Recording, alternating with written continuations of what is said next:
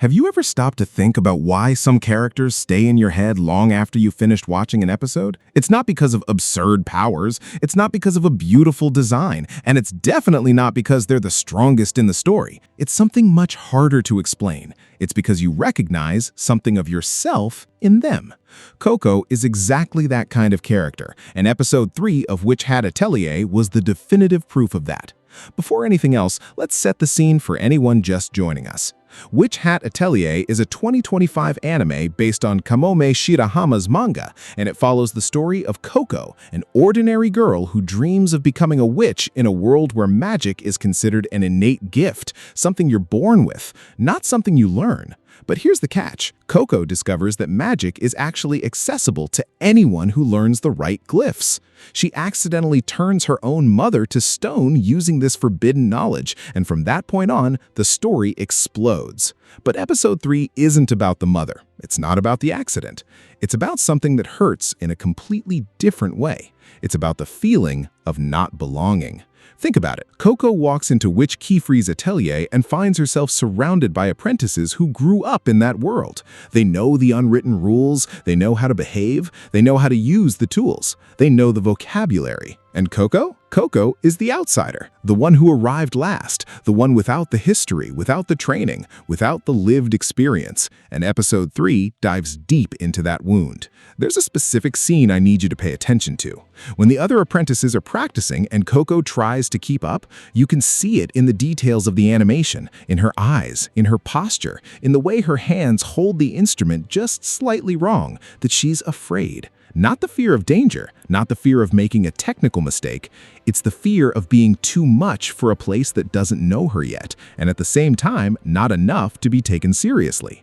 That's a feeling no script needs to explain. You felt it before. At a new school, on your first day at a job, walking into a friend group that's already been formed.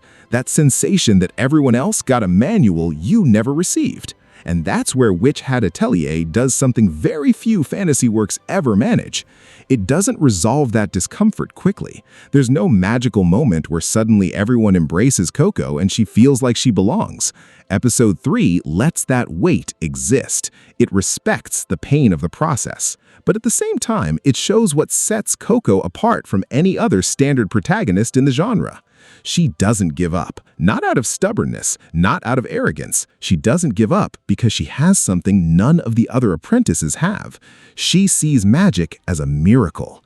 There's a dialogue in the episode, and I'm being careful not to spoil too much, where Coco talks about how she always looked at witches as admiration, how she never thought it would be possible for her, and how even now, knowing that it is possible, she still feels that reverence, that awe. While the other apprentices see the glyphs as technique, as training, as obligation, Coco sees them as discovery. Every new symbol for her is like opening a door she once believed would never exist. That changes everything about how you follow her journey. Because when a character has that spark, that genuine love for what they do, you root for them differently. You don't want her to win because she's the protagonist. You want her to win because she deserves it. Because you've met people like that in real life. Those who arrive late to a field, without the privileges of those who grew up in it, and still dedicate themselves with an intensity that puts everyone else to shame. Speaking of intensity, episode 3 also gives us a crucial moment of moral choice. Coco discovers information that could change everything for her, a shortcut, a possibility to move forward faster, and the camera lingers on her while she processes it. You can see the conflict, the temptation, the fear, and then the decision. I won't tell you what that decision is, but I will say it's consistent with who Coco has shown herself to be since episode 1, and that consistency of character is what transforms a well-written character into an unforgettable one.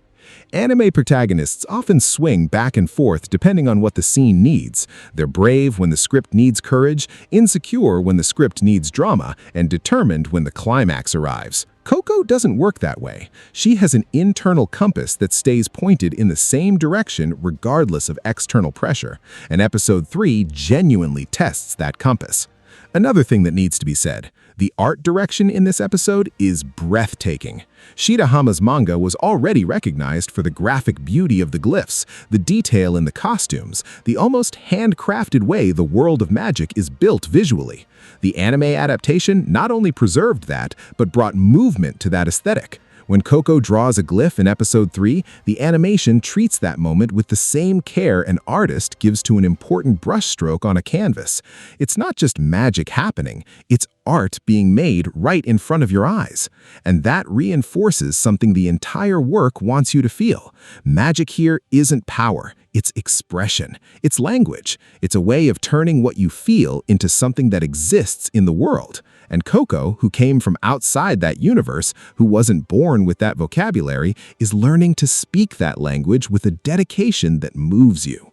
There's a clear parallel here with anyone who has ever tried to break into a creative field without the right support, without the family that understands, without the resources, without the network, just the will and the willingness to fail until you get it right.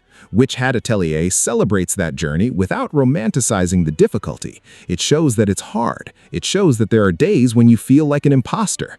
But it also shows that genuine will carries a weight that privilege alone can never match. This episode also develops the relationship between Coco and Kifri in a much more subtle way than we expected. It's not a relationship between an all-powerful master and an admiring student. There are layers. There's a calculated distance. There's an interest that goes beyond the pedagogical, but one that episode 3 doesn't fully reveal yet. And that's brilliant, because it maintains a narrative tension that stretches beyond Coco's arc. You start to wonder who Kifri really is, what he knows, and why he accepted Coco when he could have refused. Mystery upon mystery, layer upon layer.